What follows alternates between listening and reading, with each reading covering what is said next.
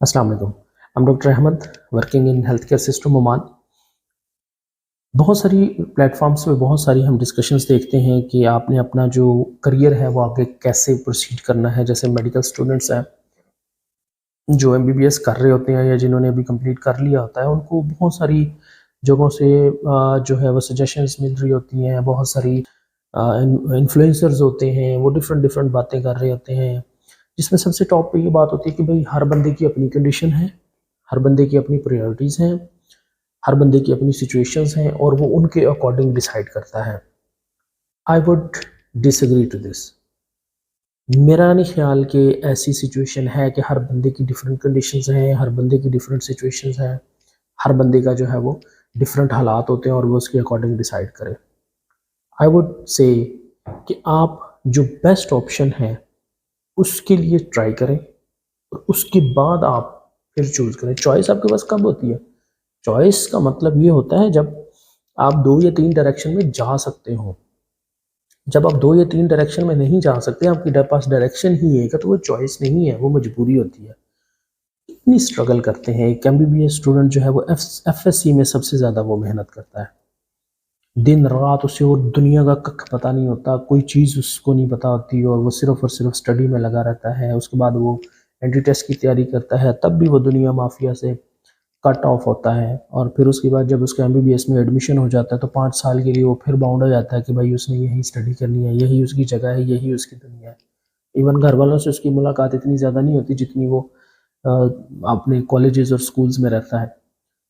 तो इस सब करने के बावजूद अगर आप एक ऐसा पाथवे चूज़ करते हैं जो करने के बाद आपके पास ऑप्शन नहीं है, जैसे आप अगर एमबीबीएस करते हैं, हाउस जॉब करते हैं, उसके बाद आपको जनाब बीएचयू करना पड़ेगा 1.5-2 साल, वो आपको नहीं मिलेगा तो आपको ट्रेनिंग पाकिस्तान में मिलना मुश्किल हो जाएगी। जब आप ट्रेनिंग कर लेते हैं पाकिस्तान में, आप अपना एग्ज़ाम दे लेते हैं, एफसीपीएस दे लेते हैं या एमडीएमएस दे लेते हैं, उसके बाद आपके पास लिमिटेड ऑप्शंस हैं। आप सिर्फ़ और सिर्फ सऊदी अरब जा सकते हैं, ठीक है? वहाँ पे भी सैचुरेशन है, ज़रूरी नहीं कि आपको ले भी लें और वहाँ पे भी आपको 5 ईयर पोस्ट फेलोशिप एक्सपीरियंस चाहिए। आप इमेजिन करें कि आप 31 ईयर्स की एज में आप अपनी, बल्कि ज़्यादा ही हो जाती है, 32-33 हो जाती है, पास करते-करते एफसीपीएस पार्ट 2, वो आप उसमें पास करते हैं, आपके 1-2 बच्चे भी हैं, आप मज़ीद आपने 5 साल और भी लगाने हैं पाकिस्तान में कि 5 साल लगाओ फिर आप जाओगे जी दो सऊदी अरब या दुबई। आप सेटल ही नहीं हो पाते सारी ज़िंदगी। आप 37-38 साल की उम्र में जाके आप फिर आप प्लान करते हो चलो ठीक है अब मैं सऊदी अरब चला जाता हूँ, चलो कुछ अर्निंग कर लेता हूँ। तो ये कोई चॉइस नहीं है, ये आपकी मजबूरी है, ये आपके पास ओनली ऑप्शन है। आई वुड टेल यू कि आपको अगर आपने ऑप्शन चूज़ करना है, अगर आपने ये देखना है कि कंडीशंस के अकॉर्डिंग मैं अपनी जी हर बंदे की जो अपनी कंडीशन होती है, भाई जब कंडीशन ही एक है, तो फिर हर बंदे की अपनी कैसे हो गई? अब सपोज़ आप दूसरी तरफ अगर आप जाओ, आप एक ऐसा टेस्ट देते हो, आप एक ऐसी डिग्री कर लेते हो जो पूरी दुनिया में एक्सेप्टेड है। पूरी दुनिया में कहीं पे भी आप जाओ वो एक्सेप्टेड है। फिर तो मैं कहूँ कि हाँ, आप और उसको पूरी दुनिया को छोड़ के फिर आप पाकिस्तान में आके काम करते हो तो इसको कहेंगे कि चॉइस, ठीक है? क्योंकि डिफरेंट जगह आपके सामने थी, आप वहाँ नहीं गए, आप आए बाय चॉइस पाकिस्तान, इंडिया या बांग्लादेश जो भी आपका डेवलपिंग कंट्री है, अब वहाँ पे अगर बाय चॉइस तभी है कह सकते हैं ना कि बाय चॉइस आया कि जब आपके पास और भी चॉइसेस थी जो छोड़ के आप आए हो। तो आप इतनी मेहनत करते हो एफएससी में, एंट्री टेस्ट में, उसके बाद एमबीबीएस में, चाहे कोई प्राइवेट मेडिकल ग्रेजुएट है, चाहे कोई फॉरेन मेडिकल ग्रेजुएट है, एमबीबीएस किसी ने किया है, जहाँ से भी इतनी स्ट्रगल होती है, पेरेंट्स का इतना पैसा ज़ाया होता है।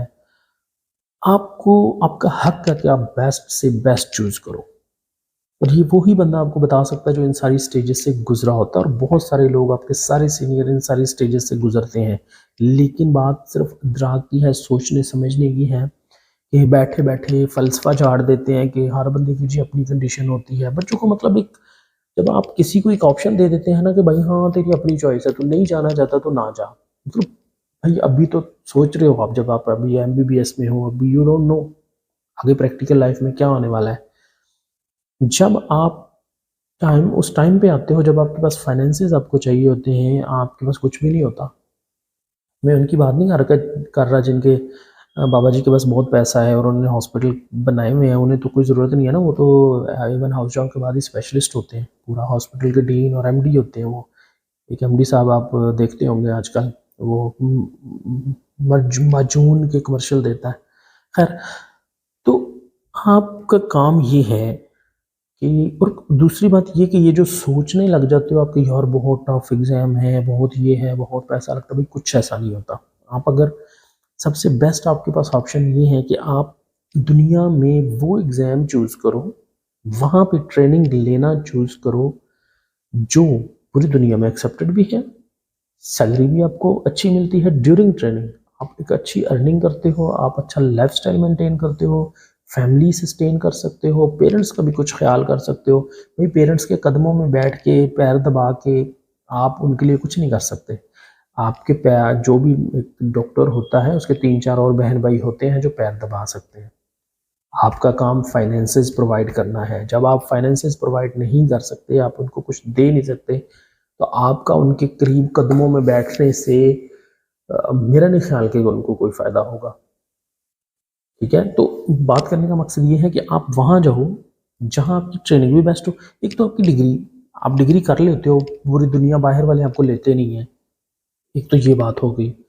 दूसरी बात ये कि आप ट्रेनिंग कर रहे हो, 5 साल आप ज़लील हो रहे हो, सारा कुछ कर रहे हो, मतलब मेहनत कर रहे हो, तो और आपको वहाँ पे उसमें मिल भी कुछ नहीं रहा, तो उसका क्या, जब उसका आउटकम ही कुछ नहीं है, तो क्यों एक लकीर के फ़कीर बन के उसी एक लाइन पे लगे रहना, कि वो मतलब सब लगे हुए हैं तो लगे रहो। भई आप वो सोचो स्टार्ट से ही, फाइनल ईयर से ही, ठीक है, अपना सोचो कि भाई मैंने टॉप वाली डिग्री मैंने अप्लाई करनी है, टॉप जगह पे जाके मैंने ट्रेनिंग लेनी है, मैंने पोस्ट ग्रेजुएशन करनी है, उसके बाद आप चूज़ करो। आप फ़र्ज़ करो आप प्लैब देते हो, आप यूएसएमएलई स्टेप्स देते हो, आप एमरी एग्ज़ाम, जो मैंने इसके ऊपर भी वीडियो बनाई है, दुबई या यूएई में अगर आप ट्रेनिंग करना चाहते हैं, आप वहाँ पे भी ट्रेनिंग कर सकते हैं। आप उससे मतलब, और वहाँ पे आप ट्रेनिंग करके आपकी डिग्री यूरोप और पूरे गल्फ़ में रिकॉग्नाइज़्ड होगी फुल, और आप हायर सैलरीज़ अर्न करने, अब वो छोड़ते हो जी, आप कहते हो कि ठीक है जी, मैंने अब एमरी, अब मैंने ट्रेनिंग कर ली है, यूएई से मैंने डिग्री ले ली है, तो चलो अब पाकिस्तान चलते हैं। This is a choice. आप कहते हो कि मैंने यूएसएमएल कर लिया है, मैं एमडी हो गया हूँ, ठीक है? और या मैंने एमआरसीपी कर लिया है, वहाँ से मैंने ट्रेनिंग ले ली है यूके से, तो या आयरलैंड से, तो अब पाकिस्तान चलते हैं। This is a choice.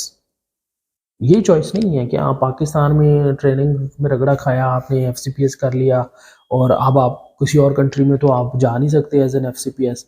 अगर कोई आपको लेगा भी तो वो उस तरह से स्पेशलिस्ट लेस लाइकली ही लेता है, तो फिर हम, क्योंकि आप बगैर किसी और टेस्ट दिए आप नहीं जा सकते। हमने एफसीपीएस एमडीएमएस पाकिस्तान से या इंडिया बांग्लादेश से पीजी किया हुआ है, आप बाकी उन दूसरे मुल्क में अगर आप जाना चाहते हैं, आपको फिर टेस्ट देने पड़ेंगे उनके, उन टेस्ट के बगैर आप वहाँ नहीं जा सकते। तो भई आप कर ही वो लो ना जो फाइनल है, जो एक ही लास्ट है, वो कर लोगे और जहाँ मर्ज़ी फिर जाओ, तो मतलब आपको कोई टेस्ट ना देना पड़े। ये बात कोई बताता नहीं है। फिर चॉइस या चॉइसेस या कंडीशन या हालात सबके मुख्तलिफ होते हैं। भई वो हालात के साथ कंप्रोमाइज़ होता है। जब आप ऐसी डिग्री करते हो जो एक ही मुल्क में कारआमद है, और उसके बाद अगर आप कहीं और मुल्क में जाना चाहते हो तो आपको दोबारा से उनके टेस्ट देने पड़े। तो फिर आपके पास चॉइस ना हुई, ये आपकी मजबूरी है, ये आपके पास और ऑप्शन ही नहीं है। चॉइस तब होगी जब आप एक ऐसा टेस्ट हो जो वर्ल्ड वाइड रिकॉग्नाइज्ड है, वो आप वहाँ पे ट्रेनिंग करो, वहाँ से स्पेशलाइज़ेशन करो, पूरी दुनिया में वो रिकॉग्नाइज्ड है, तो फिर आप अपने मुल्क में जाते हो, जहाँ पे भी जाते हो, इंडिया, बांग्लादेश, पाकिस्तान, वो फिर चॉइस है। तो ये जो चॉइस का फ़िलॉसफ़ी है, मैं बेसिकली, मुझे इससे थोड़ी इरिटेशन हो रही थी, तो मैंने सोचा चलें इसमें मैं बात करूँ और शायद कुछ लोगों का इससे फ़ायदा हो। तो जो एमबीबीएस में स्टूडेंट्स हैं, जो फाइनल ईयर में हैं, जो अभी एमबीबीएस कर रहे हैं, वो अपना टारगेट सेट करें। आपके लिए, अगर आप 4th year, 3rd year, 4th year से ही अगर आप अपना प्लान करते हैं, तो आप यूएसएमएल ही दे सकते हैं स्टार्ट से ही। अगर आप जो है फाइनल ईयर में प्लान करना चाहते हैं, तो आप एमरी भी दे सकते हैं। फाइनल ईयर के अंदर आप यूनाइटेड अरब एमिरेट्स के लिए, दुबई के लिए, आप वहाँ पे पोस्ट ग्रेजुएशन की ट्रेनिंग के लिए आप एग्ज़ाम दे सकते हैं। एमरी जो एग्ज़ाम है, 120 एमसीक्यूज़ होते हैं, वो 3 आवर्स में, और बेसिक क्लिनिकल नॉलेज होता है आपका। वो कोई इतनी ज़्यादा मुश्किल नहीं है।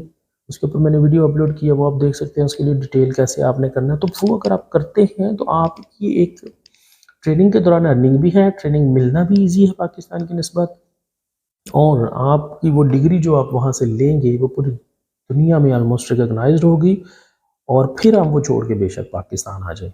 सिंपल, मतलब इसमें कोई बात नहीं है, आप जहाँ मर्जी रहें, वो आपकी चॉइस है। लेकिन जो एक ऑप्शन ही नहीं है उसको आप चॉइस का नाम दे दें, वो चॉइस नहीं होती। ठीक है, चॉइस वो होती है जो आप मल्टीपल चीज़ों में चूज़ करते हैं, यानी आप 4 5 6 जगहों पे जा सकते हैं, लेकिन आप एक जगह पे जाते हैं, वो आपकी चॉइस है। लेकिन अगर आप जा ही एक जगह पे सकते हैं, काम ही एक जगह पे कर सकते हैं, वहीं पे करते रहते हैं, तो वो चॉइस नहीं है, वो मजबूरी है। उसको आप मेंटली सेटिस्फेक्शन के लिए जो मर्जी नाम दे लें, दैट्स योर चॉइस। ठीक है, but the best thing is आप बेस्ट चूज़ करो, क्योंकि आप ऑलरेडी बेस्ट हो। आपने एफएससी में स्ट्रगल किया, आपने एमबीबीएस किया, यू आर ऑलरेडी बेस्ट। और अगला स्टेप टेस्ट देने का बहुत आसान है, compare to what you have done in FSc और एमबीबीएस। तो अगले टेस्ट आपके लिए इजी हैं। सबसे इजी आपके लिए एमरी है, उसके बाद यूएसएमएल है, प्लैब्स है, एमआरसीपी है, कोई भी आप चूज़ करो, everything is better than the test you are trying to do in your country. Thank you so much.